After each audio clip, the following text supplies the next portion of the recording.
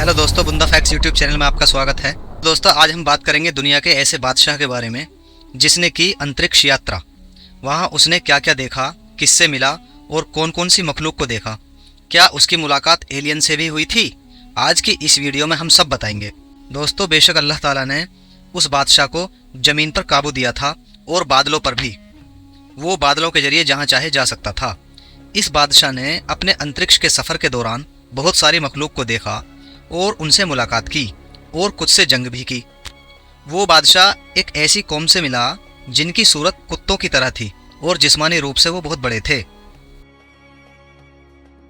फिर वो ऐसी कौम से मिले जो कि परिंदों की तरह बहुत लंबी कद काठी की थी। फिर वो ऐसी कौम से मिला जो सांपों की तरह दिखती थी। प्यारे दोस्तों, इस बादशाह का नाम हज़रत जुल्करनैन है। ये हज़रत खिज्र अलैहिस्सलाम के खालाजाद भाई हैं और हज़रत खिज्र अलैहिस्सलाम उनके वजीर रहे हैं। ये हज़रत शाम बिन नूह अलैहिस्सलाम की औलाद में से हैं। ये दो सींगों वाले के लक़ब से इसलिए मशहूर हो गए कि उन्होंने दुनिया के दोनों किनारों का चक्कर लगाया था।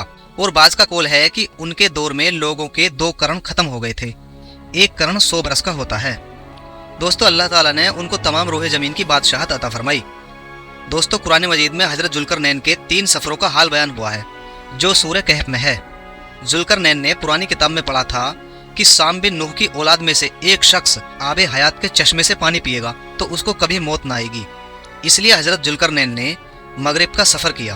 आपके साथ हज़रत खिज्र अलैहिस्सलाम भी थे। तो वो चश्मे पर पहुंच गए, उसका पानी भी पी लिया, मगर हज़रत जुल्करनैन के मुकद्दर में नहीं था, वो महरूम रह गए। हज़रत जुल्करनैन ने अपना सफ़र जारी रखा। इस सफ़र में आप मगरिब की तरफ पहुँचे। जहाँ जहाँ तक आबादी का नामो निशान था वो सब मंजिलें तय करके आप एक ऐसे मुकाम पर पहुंचे कि जहां सूरज गुरूब के वक्त ऐसा नजर आता था कि वो काला चश्मे में डूब रहा है। जैसे कि समुद्री सफर करने वालों को सूरज समंदर के अंदर पानी में डूबता नजर आता है। वहां उनको एक ऐसी कौम मिली जो जानवर की खाल पहने हुए थी, उसके सिवा दूसरा लिबास उनके बदन पर नहीं था, और दरियाई मुर्दा जानवरों के सिवा उनके खाने की गिजा का कोई दूसरा साजो सामान नहीं था। ये कौम नासिक कहलाती थी। उनके लश्कर बेशुमार थे और ये लोग बहुत ही ताकतवर और जंगजू थे। तो हज़रत जुल्करनैन ने उन लोगों के इर्द गिर्द अपनी फौज का घेरा डालकर उन लोगों को बेबस कर दिया। चुनांचे कुछ तो मुशर्रक बेईमान हो गए, कुछ आपकी फौज के हाथों मारे गए।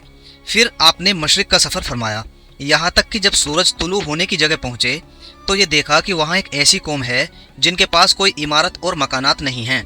उन लोगों का ये हाल था कि सूरज तुलू होने के वक्त ये लोग ज़मीन की गारों में छिप जाते थे और सूरज ढल जाने के बाद गारों से निकलकर अपनी रोजी की तलाश में लग जाते थे। ये लोग कौमे मनसक कहलाते थे।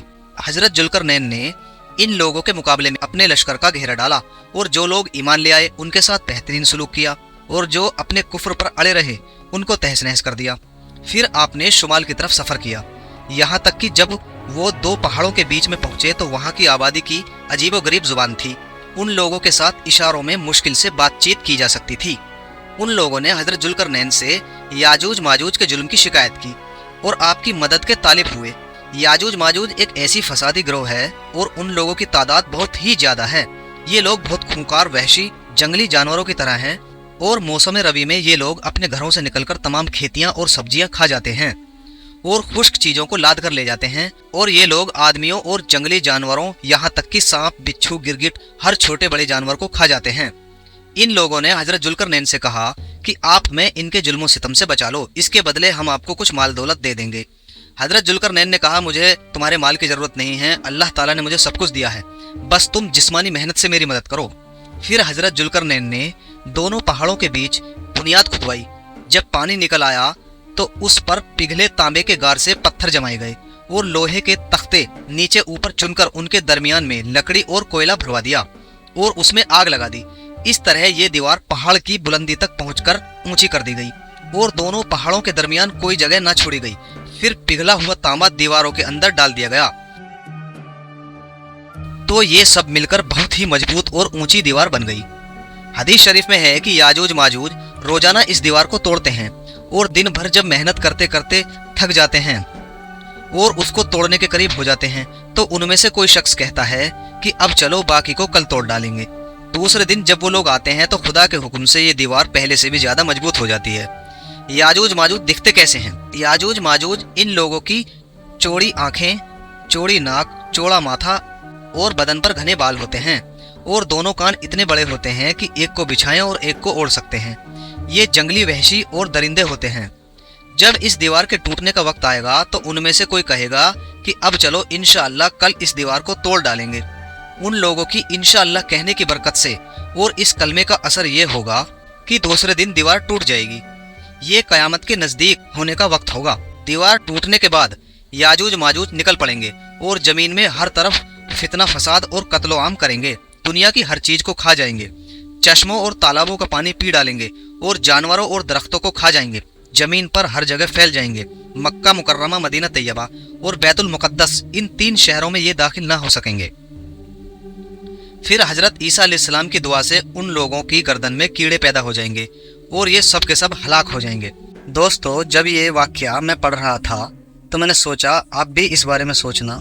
याजूज माजूज जो काफिर और मुशरिक कौम है, जो वहशी और दरिंदे हैं, जिन्होंने अल्लाह के हुक्म को मानने से इनकार कर दिया, जिन्होंने अल्लाह को अल्लाह मानने से इनकार कर दिया, वो इंशाअल्लाह कहेंगे और दीवार टूट जाएगी। इंशाअल्लाह अल्लाह को ना मानने वाला पढ़े तो इतना कमाल, और हम पूरा कुरान भी पढ़ें तो कोई कमाल हमको नहीं दिखाई देता।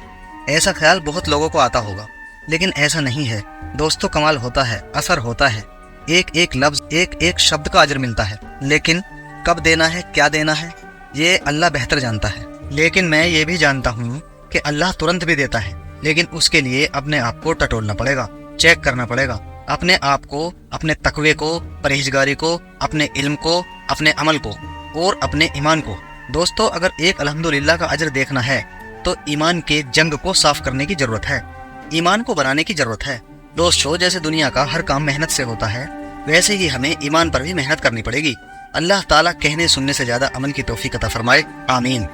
दोस्तों, खिज्र अलैहिस्सलाम जो आज भी जिंदा हैं, और जुल्करनैन की पैदाइश और आबे हयात, जिसे पीने के बाद मौत कभी नहीं आती, इसके बारे में अगर आप तफसीर से जानना चाहते हैं तो हमें कमेंट करें।